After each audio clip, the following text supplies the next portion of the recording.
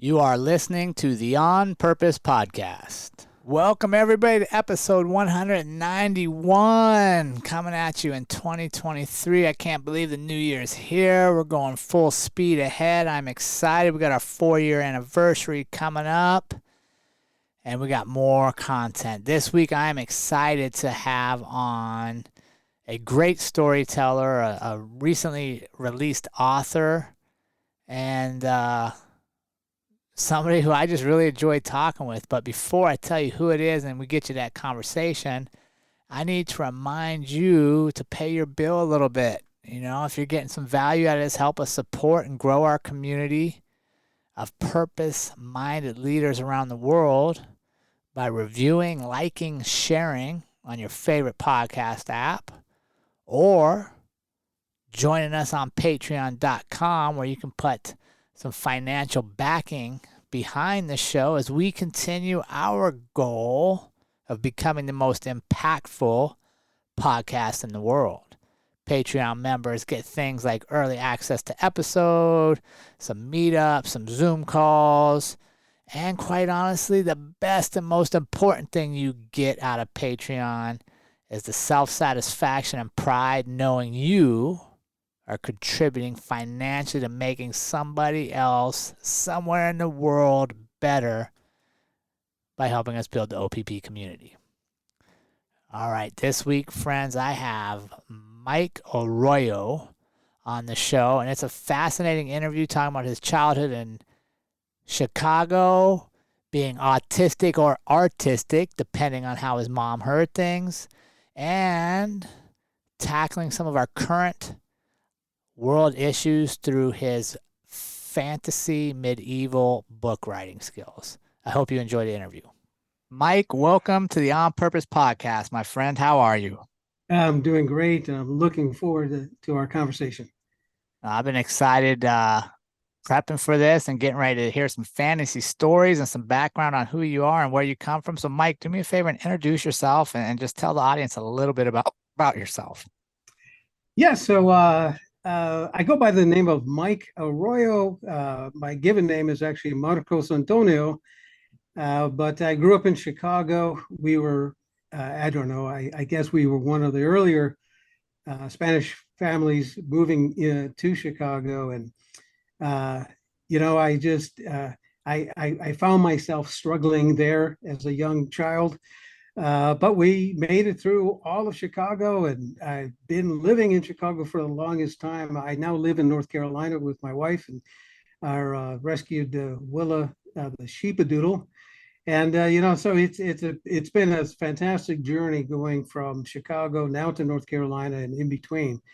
But I've been, I've got a really diverse background, both from master's degree in theology and philosophy, and a career in high-end 3D development of projects and using CAD products, and now looking and working in the online learning industry, and of course now a fantasy writer. So it's been a fantastic journey from, and that's something I would never have thought I would ever see happen from my early start in Chicago. No, I love it. And I think that's the great story for many people is the success you don't know is coming. You just got to keep showing up and putting in work. Exactly. Because if you don't, those opportunities, and this is one of the things I learned in life, if I can encourage anyone right now, is, there are a lot of people who will say something when some event happens, some invention occurs. I had that idea long ago, but you didn't do anything about it. And that's the difference. They're people who observe versus just certainly seeing things just the surface level. And you do have to show up. No, I love it. Before we get going too deep, let's get you warmed up, Mike, for that heavy lifting we got to come up, that purposeful content. You ready to get warmed up here, my friend? I'm all set. All right. You're stranded on a deserted island. You get one food for the rest of your life. What are you eating? I knew you were going to ask that one because I heard it in another podcast. But I'm going to tell you right now, I've been thinking about it. I can't agree on that one food, so I'm just going to go with pork rinds. Pork rinds. Yeah, I eat that every day. So I might as well just continue that in the deserted island.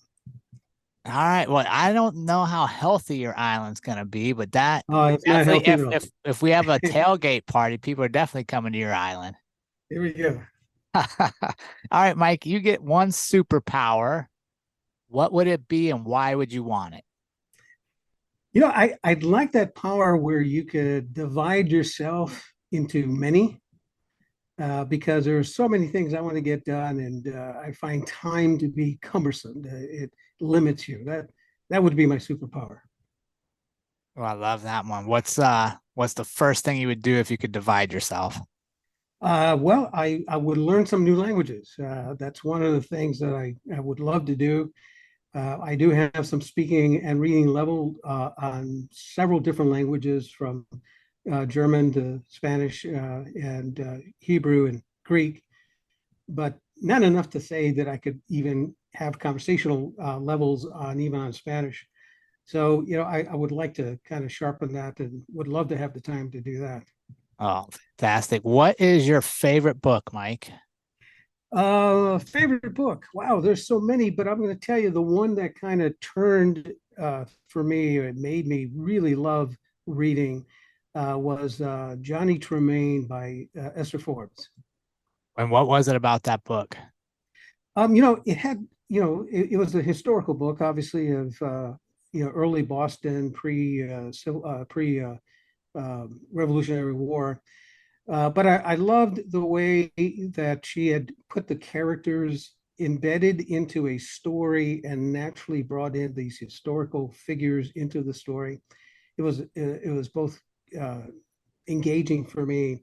I think also what also helped, the teacher that introduced that book would actually read a chapter a day, and that just caught my interest. And she was probably more influential than the book, but that's certainly. Oh, that's fantastic. Just having somebody else read it to you kind of put you in that story and you identified with it. Yeah, exactly. Exactly. I closed my eyes and envisioned what she was reading. Oh man, yeah, that's very cool. That's the power of teachers out there. For our teachers that are listening, man, it's the little things like that that make a big difference in a kid's life. Oh my goodness. Yes, absolutely true. All right, Mike, you get dinner with one person. That person could still be with us or may have passed. Who would you have dinner with and what specifically would you want to know? Oh, I've got so many people I wish I could have dinner with. But I'm going to stick with science fiction writers. So it's either H.G. Wells or Jules Verne. I think I would go with Jules Verne's, only because he's certainly not the top most translated writer out there, but he's up there. I'm sure he's up there with Agatha Christie as well. But what I love about his books, and one of the things I would love to be able to kind of tap into, that is to understand how he had these visions of futures and things that can be done, and yet be very um, engaging, very easy to digest. You don't have to have a extreme great knowledge of uh, the future, or even some of the events that are going on. But some of the things that he did was so amazing. And I would almost throw this in with H.G. Wells as well. So it'd be a toss up between the two. But I would love to be able to discuss a little bit about how you're able to look at a future and kind of anticipate certain things and put that into writing. Oh, that's a fantastic question. Now, I want to know, would you submit your work to them for review or would you hold back? Yeah, I think everybody needs a little comedy. So, yes, I would do it just so they can read it. Yeah, no, I was just thinking like, man, I would love that, right? To get their ideas and see how they did it. But I'd be like, they said, did you write a book? I might be like, I'm working on it. No, no, you're absolutely true. I have been a very quiet writer for a lot of reasons. And it wasn't until in fact, it happened during COVID that I decided I would take advantage of that time and actually start writing. So I've been writing for a long time, but my first actual serious work only started in 2020. So what were you writing before? Like journaling or what were you doing? Yeah, so I love writing, and I found myself, early days when I was in school, I would write short stories, and of course they were for kids. But I had an unfortunate experience with a professor who uh, I was graduating from college, and I took in independent studies, and she didn't like the fact that I did a lot of my work independently, even though that's what the class was about. And so I had some books. I had a short story, a couple of short stories actually published. I wrote a couple of articles. I did engage with her and we talked, but she felt like I did too many things on my own, and she wouldn't give me a grade. And she said, "I'll let you have a grade if you agree to stay with me for another month." I told her, "No, thank you. I will not graduate, but I'll take a summer course and I'll get my diploma then." And that kind of, killed it for me. So I started writing because I had to write. I love writing, and you'll understand why a little later. But I love writing, and so I started writing technical stuff. And Okay. one of the things I love doing is to take something that is so difficult and complex and put it down in easy terms that people can understand. And that's what's been driving me in most of my career. All right. Help me understand. How could you be too independent in an independent studies class? Well, I guess because I didn't ask her enough to read my stuff, I figured that the Ah. whole idea of independent studies was for me to go out there and get it published. But anyway, Mike, you see right there, you're ahead of your time, my friend. You're ahead of your time. All right, Mike, take me back because as I was preparing for this episode and we were talking off air, um, I wanted to explore your childhood growing up in Chicago, specifically your mom coming to your school. yeah. So, again, just to kind of put it into context, again, we were a Spanish family. My mom and dad were born in Puerto Rico, but they met and got married in Chicago, and of course, they had my brother, myself, and my sister. I was a middle child, so I tend to be independent, anyways. But one of the things they wanted to learn English so bad that they wouldn't let us speak Spanish. So they spoke to us in Spanish. We had to speak to them in English. We didn't know English very well to begin with, but as we learned, we were talking to them. And so I don't know what happened, but something happened as I was in school. I recall, I don't remember, it was a head injury. Some kid pushed me on the ice. I had a really traumatic experience on my forehead. I'm sure I had a concussion, but my parents, not speaking English, were afraid to take me to anywhere. So I grew up most of my childhood with daily migraines due to that injury. And then you add on top of that, when I finally made it to the first grade, I was doing really well. And in fact, I was double promoted. I went from first grade to third grade. And then in third grade, something happened there where all of a sudden I had to speak a lot more, was not able to do it as well because I started to stutter. And I think part of the reason why is because I thought Spanish, I spoke English very poorly, and then I couldn't speak Spanish either. So in the third grade, I decided that I'm not going to stutter. I'm going to stop talking until I could figure out how to talk without stuttering. Oh, So I didn't wow. talk. I You just made stopped that, talking. you made a decision. Yeah, and again, being a young kid, it's just amazing. So finally, in the fourth grade, I go into the fourth grade, and my teacher was upset because I would never say anything. No matter if she said something to me, I just would never say anything. So they called my mom in, and they had a counselor there, and they talked for a while. She came into the classroom, said everything was fine, and then she went home. And I go home, and I see a whole table full of coloring books, crayons, art supplies of all sorts, right?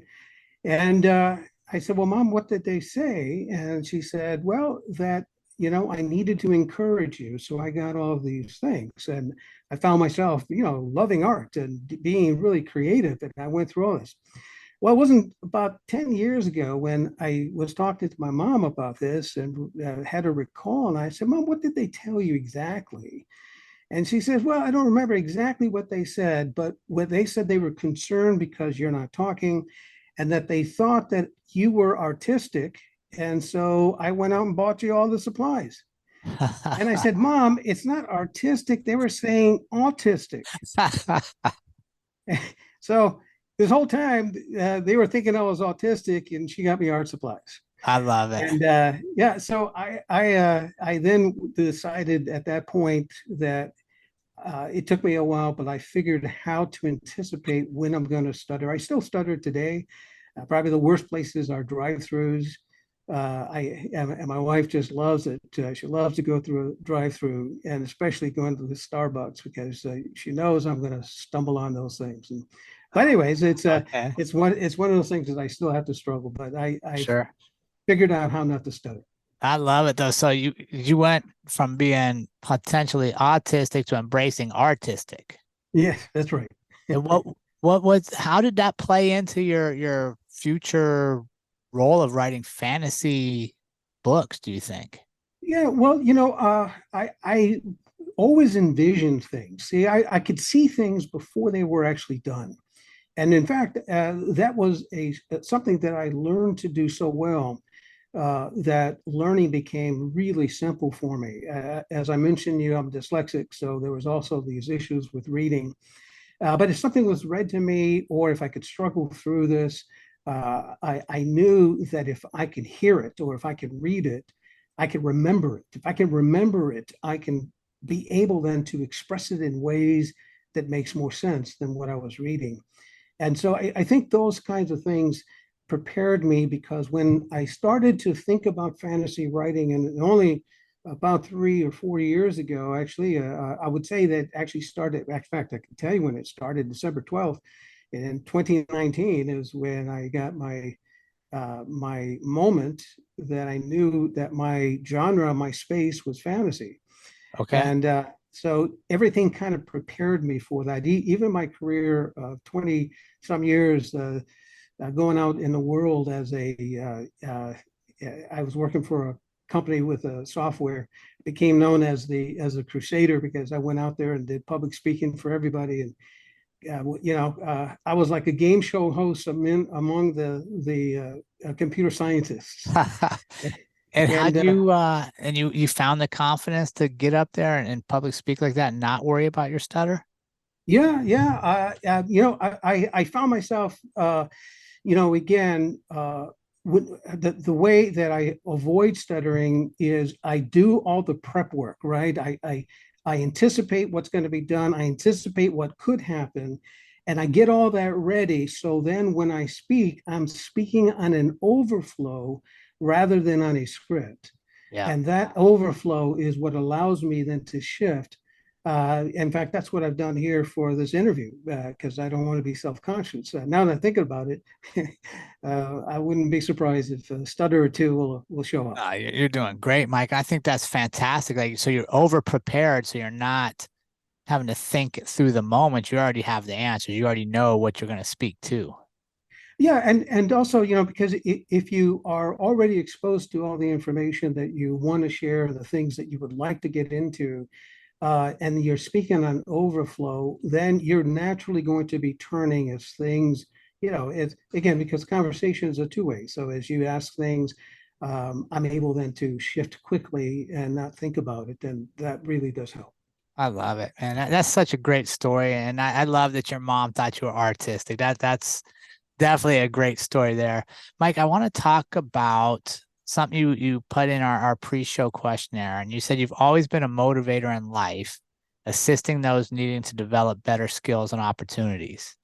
How Right. did you identify that in yourself, and how have you leaned into that throughout your life? Well, again, I mean, I look back in my life now and I can see moments where I didn't get the best breaks.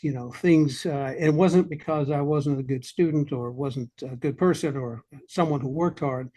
It's just that the way things were back then and working my way through, I just never thought myself as a minority, never thought myself to be disadvantaged. It just never was in my vocabulary. It was never something I thought about.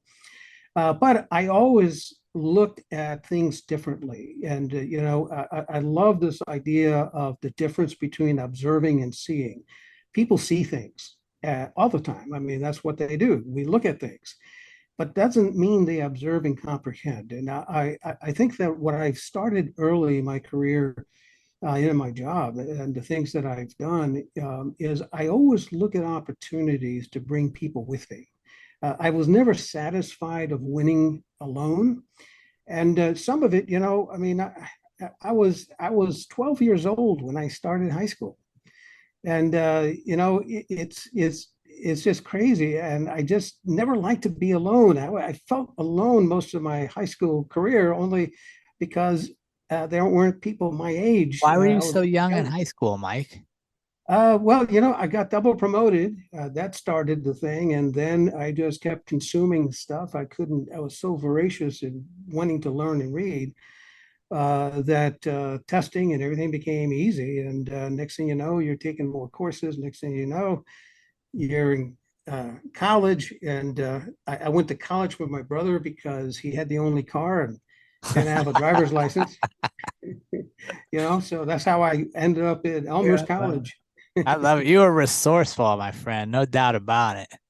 Yeah, well, and it's good. So yeah, but I got a fantastic story. I was training this group of people. I don't want to mention. Well, I already mentioned I was in Chicago, so it's in Chicago. But this group who was responsible for building and maintaining floor plans for what was back then, a project. And some of the poorest of Chicago lived there. And I trained them at a high rise, and from our 12th floor, we could actually see the projects that they were responsible for. And I was doing training for 5 days on how to design in 2D and 3D and come up with better creative layouts, and how to make it more cost effective and all these kinds of things. And the lackluster response I got from the people that were in my class got me mad. That was a Monday, and so Tuesday morning, I took them all to the window, and I asked them, "When you look out there, what do you see?" And it was interesting because they saw all sorts of restaurants, they saw all kinds of things, but they never saw the very projects that they were responsible for. And I pointed it out to them. I said, it's amazing to me that the very place you're responsible for and the environment by which you are putting people into is the very place you can't see. So how can you design something for someone you can't see? Interesting. And that was probably my first real decision that I am not going to stand back if I can encourage and get people to see the way see things, not Yeah. necessarily see them the same way, but to look beyond the superficial. That's what I want to do.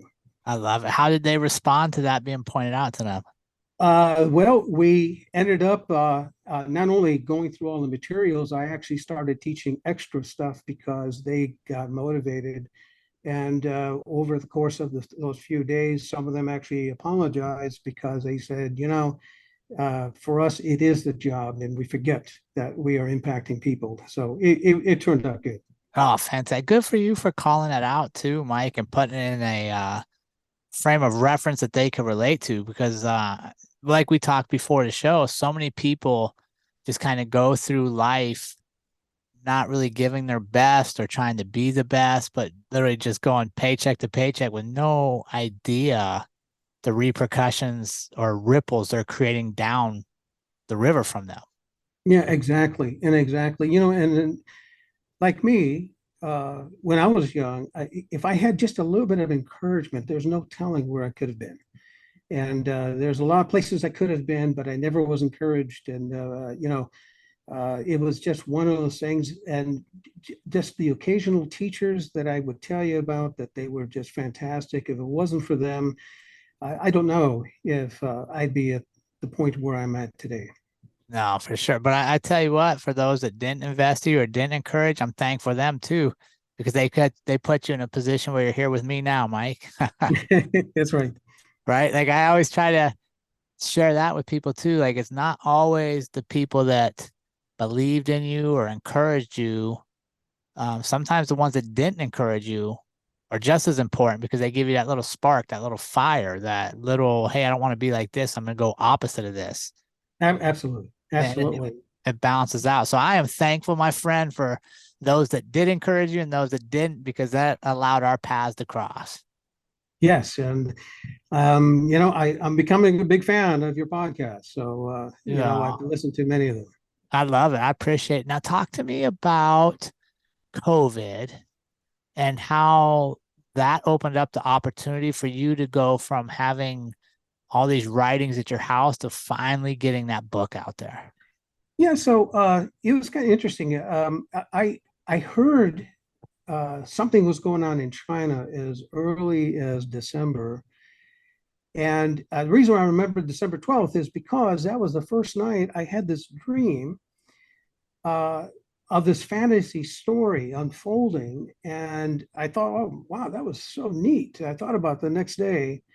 Then I dreamt the same thing again the second day. So then on the third day from that dream, that would make it the 15th, I decided that the story was too good to be forgotten and that I better write everything down that I remember.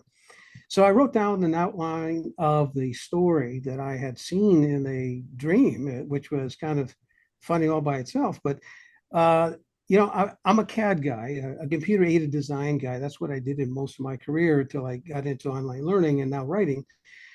So as a CAD person, as a designer, what do? Well, you can't just simply write a story. You have to make sure the world that you're writing in exists. So I designed the world. I laid out, 14 cities, streets, and did all the research. It took me 1 year before I started writing my first sentence. And I laid out the entire city. I figured out how long in each of the cities, how long does it take to walk? How long does it take to go by a carriage or by a horse? And then I then started doing all the research of medieval times. And one of the things that I was fighting was this idea that I have to write another book about dragons, vampires, or magic. I think that is shortchanging our young people because that's their steady diet right now. So I wanted to come up with a fantasy story that didn't have quite the fantasy elements that most people anticipate. So there were no dragons, but I did come up with a Eurasian kind of lynx that I redubbed as a dragoon. Uh, and so pretty close to a dragon, but not quite, but certainly a British term there. And I then, I placed the story, I put it into a medieval times only because it only makes sense there. But I don't put anything in there to make it even if it's of this world, but it does have all the worldly elements. So we designed this entire world, and then I laid out all the characters, and I put everything about them, what they like, what they didn't like, to anticipate what they would do during different kinds of episodes or exposure to certain events. And I laid out this entire story, and so finally. Around November of 2020, here is COVID. We got everything shut down. We're now entering into the winter, and I decided, okay, it's time to write my story. And I was working online as an online developer for online learning. So you can imagine during that time, it was one of my busiest seasons because Yeah. everybody was moving online. But I found myself so stimulated that I started writing at nighttime, weekends, in between. I just didn't sleep. I just kept, it was so overpowering. I just couldn't put it down. And I got my first book written, first version of it written within 45 days. And then I kept working with it. I did have a friend of mine, his name Chris Nickerson, who assisted me in doing the heavy lifting of figuring out how to put it into Amazon. But we released our first book there in 2020, at the end of 2020, going into 2021. And, I have been writing since. I mean, I don't do writing full time, but I think if you count the hours, it would be a full time job. But I put in a lot of, 60, 65-hour work hours every week in my normal job. So, putting in an extra 30 hours of writing means that I stay up quite a bit. So Yeah. my wife has been very supportive. She lets me disappear in my office in the basement. and every once in a while will text me, "Hey, are you done?" I love it. What would you say, Mike, was the biggest internal obstacle that you had to overcome to get this done? Yeah, yeah. So, beyond the normal stuff, trying to find the time to actually write and things like this, that certainly was a challenge, but that's not the biggest challenge. And even the challenge of making sure that I understood the world that they lived in, that's something that when you write, I don't care what you're writing about, if it's a true, story that has occurred, you should at least be familiar with the environment enough to where you feel like you've been there and you can write authoritatively about that.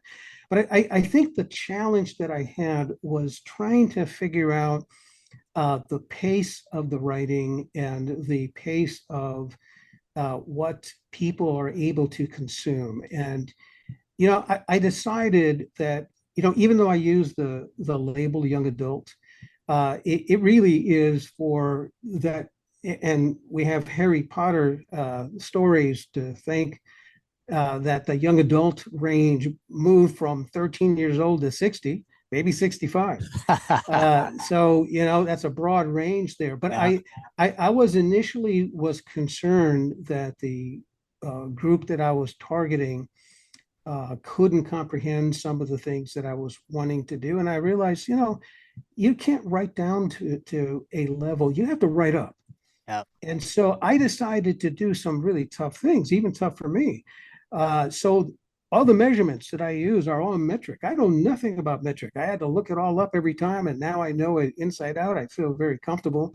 But my readers will have to know metric, so they understand that if they have to defend, you know, uh, uh, 30 meters here or 20 meters there, or whatever measurements that I'm going to be throwing out there, they're going to have to Google that and kind of figure out, well, how many feet is that? Yeah. you That's know, great.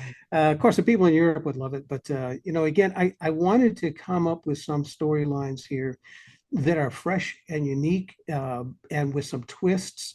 I'd like to borrow, I think, something that H.G. Wells did often, where he would do maybe three common things that you would normally see would happen with one extraordinary thing that occurs that defines the story. And so I tried doing that in the books out there. They're pretty engaging. Interesting is I got more people buying the book, not enough people doing reviews, but of all my reviews, they're all 5 stars except for one. And funny thing, I was reading a blog that says, "Hey, listen, until you get your 4 stars, your reviews don't mean anything because everyone's going to look at, especially if you don't have enough, they're going to think that your family Right, are the right. ones who left it. But the minute someone says they love it and they give you a 4, now you're there. And so I got my 4 stars last week. Okay. And well, you mentioned, Mike, that you want to use your books and the opportunity to write and create a community around your medieval fantasy world you're creating to also address some of the issues of our time. Yes. What what what issues rise to the forefront, and how do you envision storytelling helping us be better at solving them? Yeah, yeah. I mean, that's a great question. So in my books, it's interesting. The main character, his name is Joseph Evermore, and that's not his real name. He actually took a name, Joseph Evermore.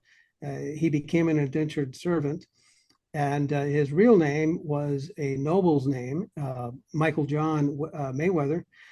But he took on a new set of a new names out there, and he's kind of like the main character, but they're all paired out there. There's actually 6 main characters in this story, and they start off in the first book together, but they kind of separate in the next set of books because in these next series of books, they encounter things that I think, are real world issues that we're facing today, and they were faced back in the medieval times.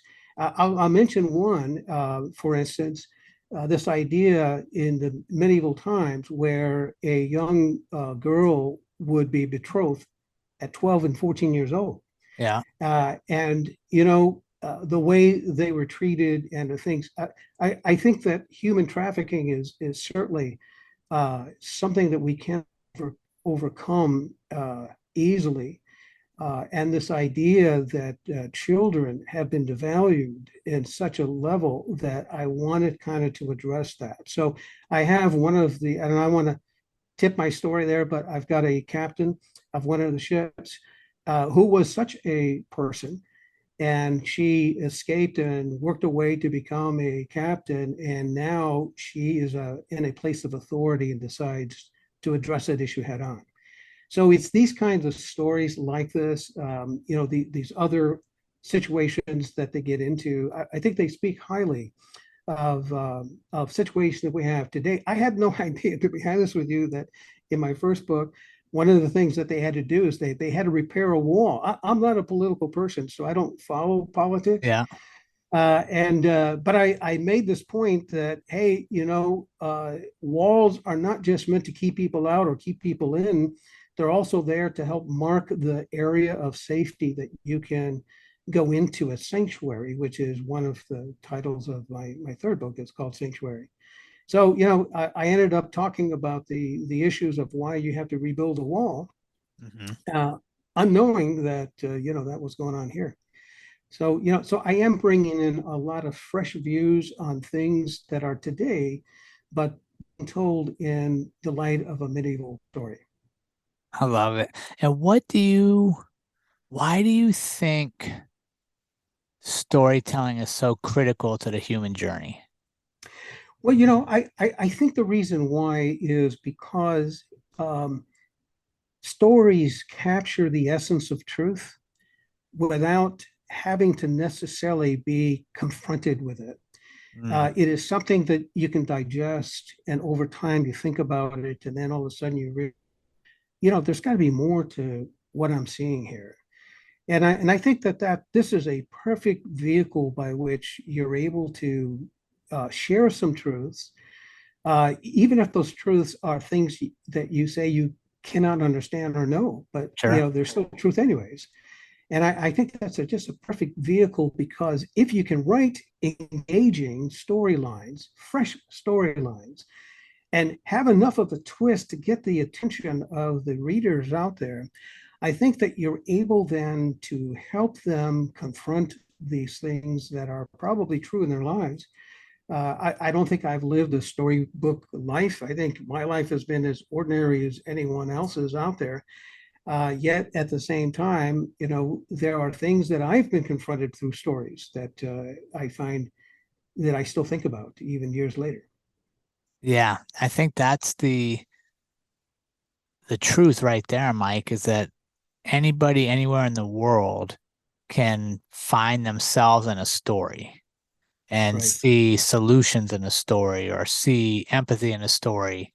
It it unites people, right? It brings people together in a way that isn't possible in many other vehicles, right? Writing is very unique in that, and that I can take your book, having never met you, and sit and read it and feel like I'm right there with you.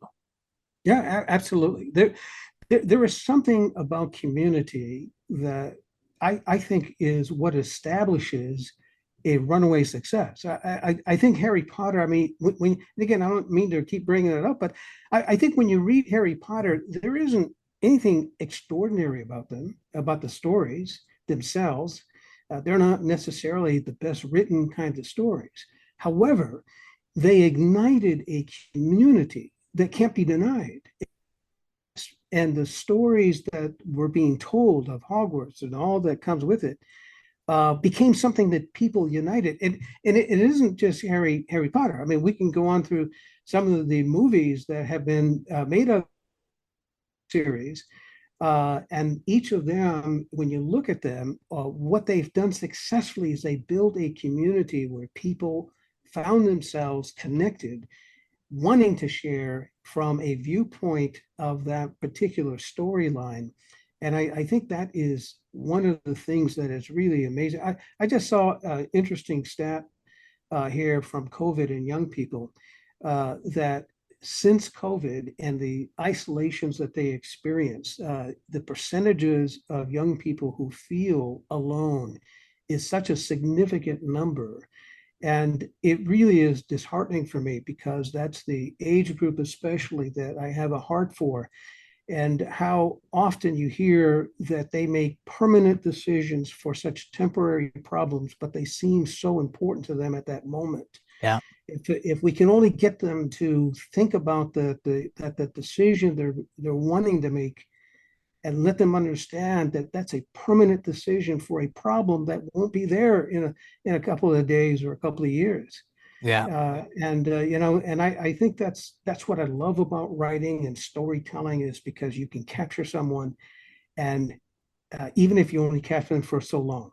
I don't care if someone doesn't buy all my books. If they'll read that first book, they've done more to encourage me than anything else I could think of.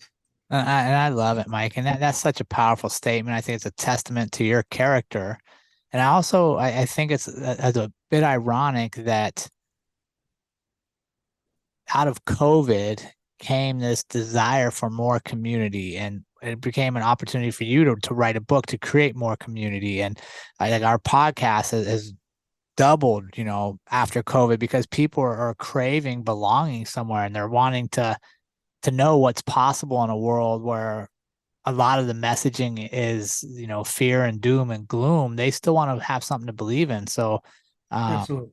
it's fantastic that you had the courage to go through your journey and get that book out there, to start building that community where people find possibilities still exist for them. Yeah, yeah, and what's to say that hopefully I'm not encouraging someone who never thought they could write. I never got the encouragement from that one professor, and in fact, she discouraged me from writing, and it took me all these years to finally write meaningful and something that I would like to write here. So I'm looking forward. I think we've got some good years ahead of us, and in spite of what you hear, Yeah. there it's not the way people are painting, and that's what I love about your podcast. If you don't mind me giving you a free commercial here, what I love about it is the same thing I told you offline here. I love the honesty of the conversation. And I think that that's a lost art. We don't have deep conversations anymore. Everything is so superficial, and we don't have the patience. And I don't know if the internet has something to do with it. We complain if the internet doesn't respond within 7 seconds, Yeah. and maybe we bring that into our daily life here. But having deep conversations is the best way to really get to know somebody. I love it. It's the whole premise of the show, and it's something I look forward to each and every week when I get to show up in other people's lives and share stories. So, Mike, I want to kind of wrap us up with, give our community maybe one, two, three tips. If they're maybe it's writing a book, maybe it's starting a new business, maybe it's pursuing a new hobby, but they just can't pull the trigger to start doing it. They just can't get themselves going. Give them a couple tips you would recommend on getting that first step and getting past that first hurdle. Yes, absolutely. And funny, I started a business called Thinking Motion. I started it back in 2010. It's still operating, and got my first book and started writing it. Well, I like to think I started writing 2019, but actually didn't deliver it to 2020. So I'm going to tell you, for me, and I can't say it's going to work for everyone, but I would tell you the first tip is to start writing things down. And if you are the kind of person that, if you write something on a notepad on your computer and you turn it off and you don't remember to get back to it, don't put it on a notepad or some digital thing. Go find some paper, some real paper and pencil, and start writing it. And put it around your desk, put it around something that's around you. But I would write out some of the things that you're wanting to do. If it's a story, lay out the concept of the story. Don't fill it in, because that comes in afterwards, but put in, what is it about this story that's going to reveal something that is going to be, it doesn't have to be earth shattering, but certainly something that was unexpected. And it is something that you then start writing those things down, and you keep it in front of you. You're starting a new job. You got a great idea. write those ideas down and then start doing a little research. So the second tip, first thing is write it down because, again, in our cancel culture, you can't mention certain things, but I will mention Charlie Chan. One of the things that I remember as a young kid, I don't know why I remember this, but Charlie Chan told his son that a short pencil is better than long memory. And I still remember that. And Yeah. so write it down because then you can keep it in front of you. And if you keep it in front of you, you can get that dream to become reality. But it's got to be in front of you. It can't be beside you. It can't be behind you. It can't be in a digital world where you don't have access to it until you turn something on. So write it down on paper and then start doing the research. There's no uh, replacement for research. You have to do the research. If you want to go into a business, you want to start that business, get to know that business. Start talking to people. One of the things I found early in life here is that the people that I thought were competitors aren't necessarily competitors. They are going to be colleagues. And yes, you might be in competition with them, but in the reality, you're in the same boat with them and you are going to be building a world that maybe together, maybe not together, but certainly in the same genre, that you'll find yourself later, you're going to need them because, iron sharpens iron. And so, do your research, get to know a little bit about that business, the people in that world, and then get to know what you need to do. Today we have things that were not available back in my day when I started my business. Where you can go online and start an LLC. If you don't know what that is, then look it up here, Right. do a little research. But for $20 or $40, you can do business as you can get your business going.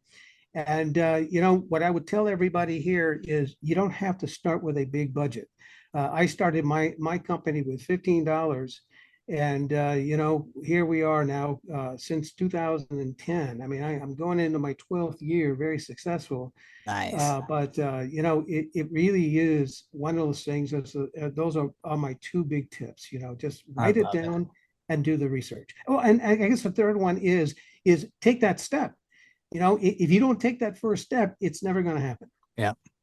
Good.